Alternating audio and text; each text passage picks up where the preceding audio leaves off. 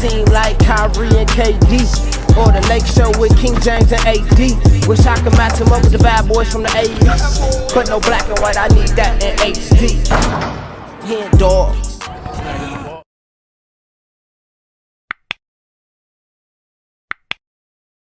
Yo, what's good, y'all? It's your boy HenDawgz, and we back to it. You know how we do it.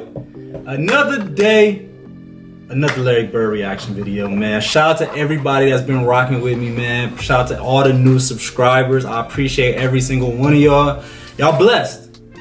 Y'all blessed because y'all able to watch another one of my reaction videos, especially a Larry Bird reaction video, man. For this one, we got 4 crazy stories that prove Larry Bird is the toughest player in NBA history.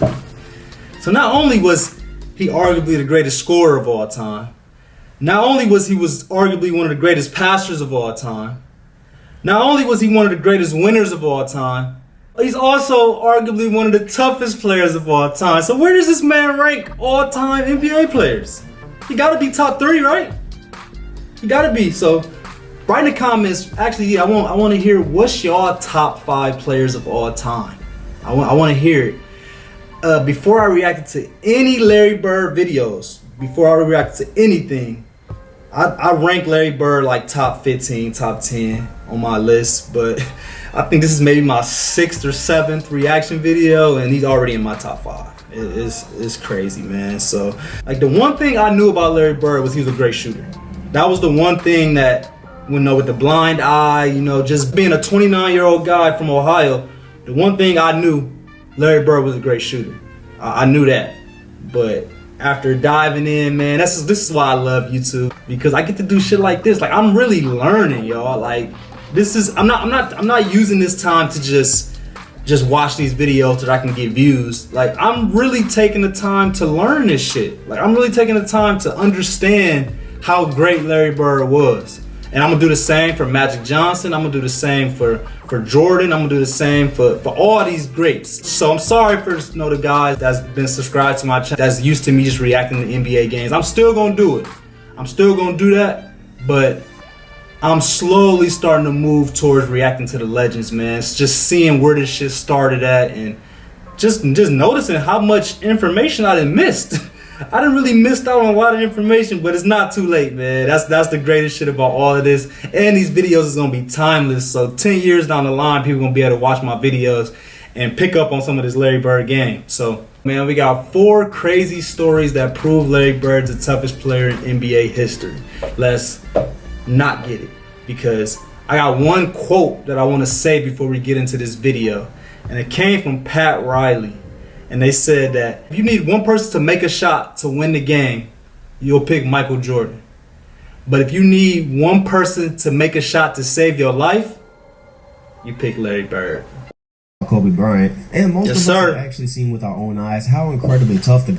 My favorite player of all time is Kobe Bryant. I gotta put that out there before we watch this video. Was trying to play on a freshly sprained ankle to will the Lakers to the playoffs, winning the championship with a fractured finger. He's got a great case for being the toughest player in NBA history. Facts. But then there's Larry Bird, and many people don't know it, but he might have been equally as tough, if not tougher, than Kobe Bryant when it came to pain tolerance.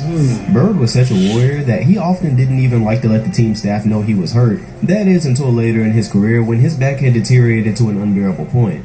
And because Bird was such a warrior, today I want to tell you guys 4 crazy stories about Larry Bird's insane level of toughness. What's up, NBA fans? Dom 2K on the mic, and you've probably seen the shots of Larry Bird torturing himself later in his career when his back was forcing him into retirement, but you might not know what allowed him to deal with that pain in the first place. It turns out Larry was dealing with physical ailments even before he entered the league. Before he'd ever played a game with the Celtics, he actually had his knuckle shattered by a baseball that put his professional career in jeopardy. But because he's Larry Bird, and Larry Bird is from a different planet, he was able to put together a top 10 NBA career despite not ever having the same shooting touch before he shattered his knuckle.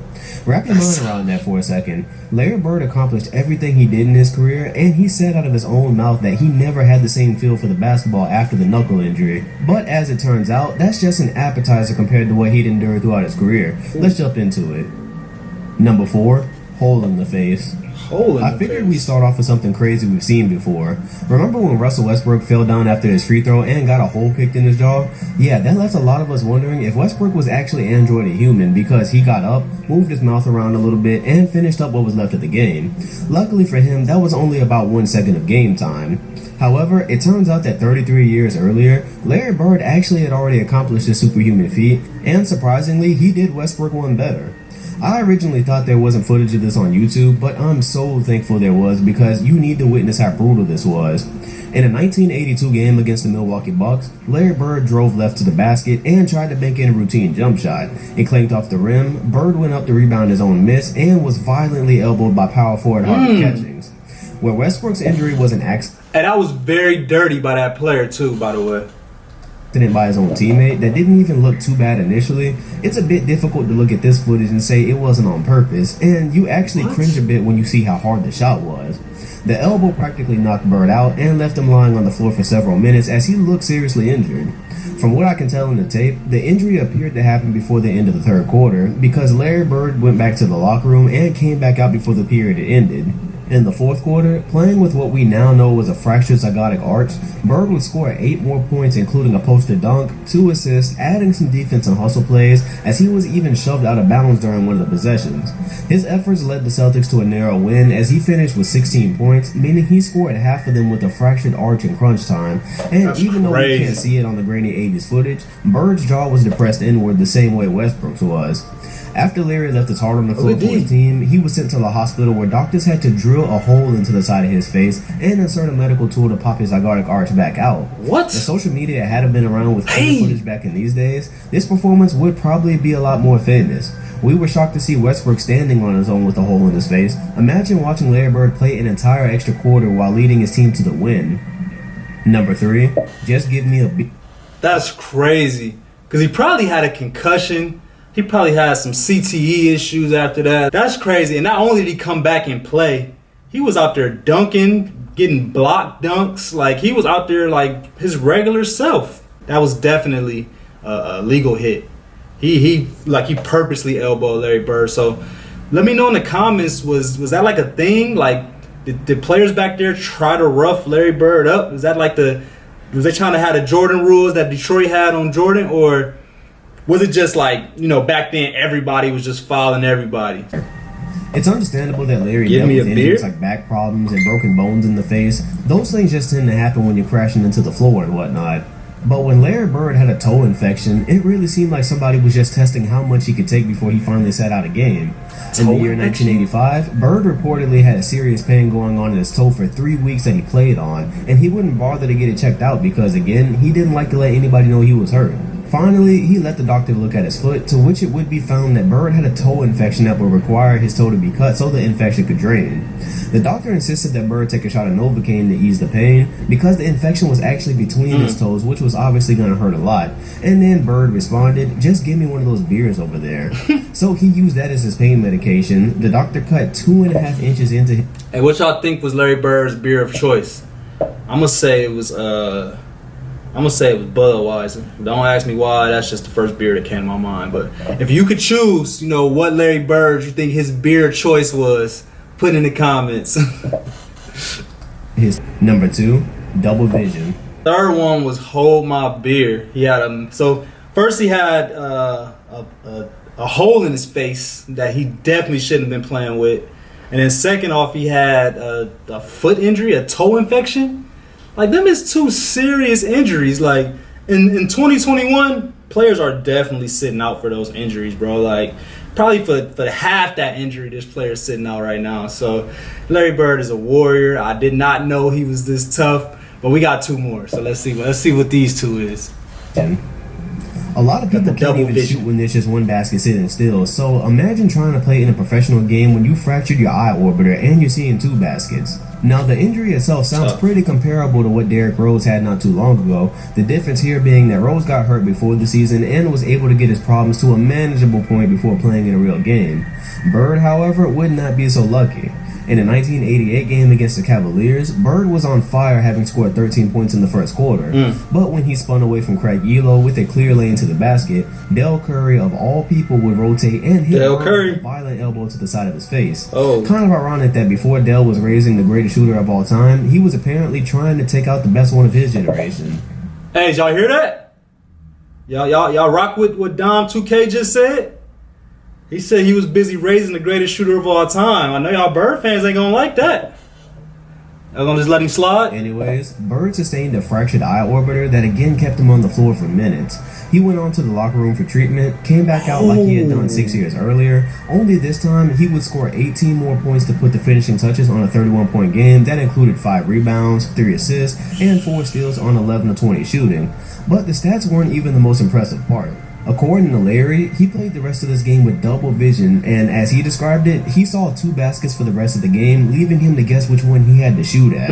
But just shoot in the middle of them. Either. Not only did he light Cleveland up, but we know double vision doesn't go away after one game. As we've already established, if there was any other option than to sit a game out, that's what Bird was going to do. He ended up playing 4 more games with goggles that I'm not even sure anybody really knew he wore. And in those games, he scored 36, 30, 28, and 34 points. In typical Larry Bird fashion, he shot a staggering 55% from the field with that. Violent elbow, fractured eye orbiter, goggles, elite scoring, hitting on over half of his field goal attempts. Again, he's Larry Bird, and Larry Bird is from another planet. Just to add some gore to the story, apparently after the Cleveland game where he initially broke the orbiter, he noticed his nose bleeding after the game. He went to blow it and his eye bulged out a bit. Just a typical day in the life of Larry Bird, I guess. Number 1. His eye bulged out a bit? Like, we just gonna go past it like that's normal? What you mean his eye bulged out a bit? Like that's scary. So the last one was an eye injury. So he had a face injury, he had a toe injury, and now he has an eye injury. Those are all injuries that he should not be playing basketball with. Like, basketball is a contact sport.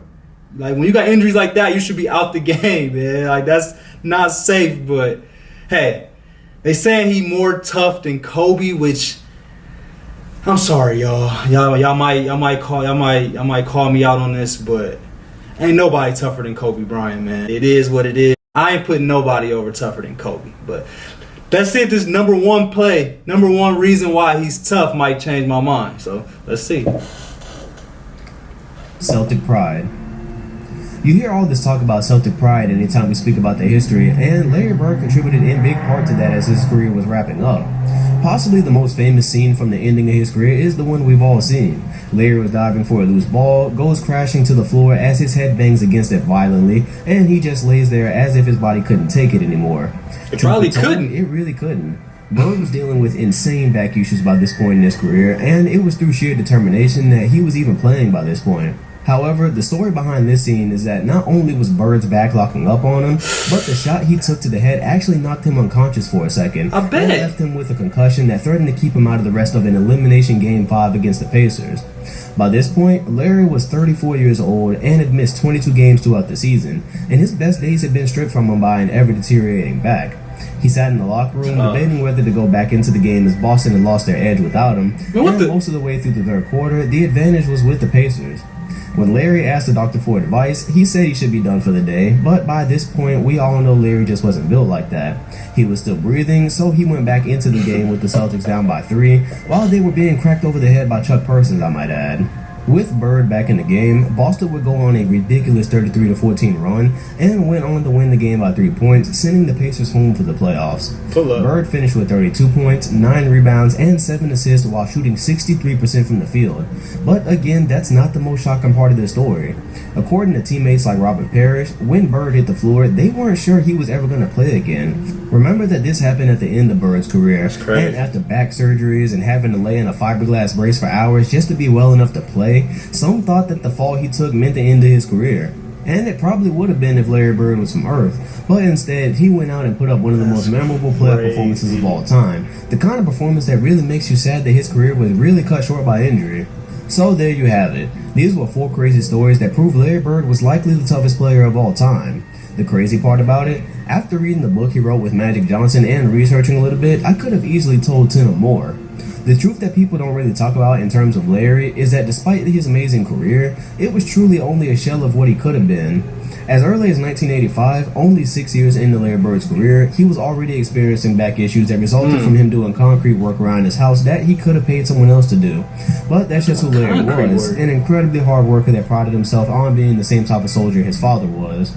Larry cherishes the story about his father when he came home one day from work and had a busted ankle. The next day, the ankle was so bad that Larry had to help him put the shoe on, and his father went right back to work.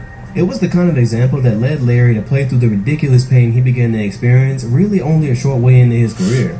Bird played a total of 13 of the most memorable seasons any NBA player could produce. But imagine one of our modern stars only lasting 13 years. LeBron is already on his 14th campaign, Durant is already on his 10th, 19. but one of those guys only played to 13 though. That's just for perspective of what a flash Bird's career really was. And we're lucky that for that short amount of time, he had the high pain tolerance that he did. Because if he was actually human and sat out those games that anybody else would have sat out, we would have likely seen even less of him. So, in conclusion, I think Bird is proof that there is life outside of Earth, and we really aren't alone. Somewhere out there is the planet Larry Bird came from, where there's extraterrestrial life that apparently doesn't feel any type of pain. Shatter their face, knock them out, just give them a few minutes and they're right back on their feet ready to play. And if they're generous enough, maybe they're going to send another one like Larry to Earth to play in the NBA in the future. But if that doesn't happen, I'm very happy that Larry Bird was a part of NBA history. So I hope you enjoyed the video, I hope you learned something. Leave your favorite Larry Bird story in the comment section because I'm pretty sure you guys have some. If you enjoyed the video, like, comment, and subscribe. Hit the bell next to my name if you want notifications on my video. I'm Dom2K and I'll see you guys on the next one. Thanks for watching. I had no clue that he had that bad of a back. Like, the person I know that had a bad back was T-Mac. And it's almost showing here that Larry Bird's back was even worse than his, which is crazy. I think the most interesting story that he said was, you know, within all those back injuries, he said it was his 6th season in the league when he started having back injuries. And I think year 13 or year 12 or whatever, he had that one last fall. You know, he's had back surgeries and he's had all these different issues where everybody knew how bad his back was. And he's sitting out on the floor after that last fall. And they said his teammates was like, bro, it's over, bro. Like, we've witnessed this man go to therapy for 30,000 hours. We've witnessed him have all these surgeries. And now he's laying out on the ground in his 13th season. It's over with. And he got up from that and came out and scored and started scoring crazy against the Indiana Pacers, bro. Like, I can't really remember exactly what game they said that was. I think they said the Eastern Conference Finals, I'm almost positive. So the fact that he was hurt and his teammates was even like, bro, it's over with, bro. Like, we just watched the last of Larry Bird. And he got up and came back and killed in the Eastern Conference Finals, bro. Like, oh, man. I almost want to put him above Kobe, but I'm sorry, y'all. I can't put him above Kobe. But I appreciate y'all, man, for watching this video with me. Please subscribe to the channel. Please like this video if you like this video, and write something in the comments. Yeah, kind of like what he said. You know, write in the comments your favorite Larry Bird memory. I would love to hear those. I'm all ears, man. So I appreciate y'all. We out.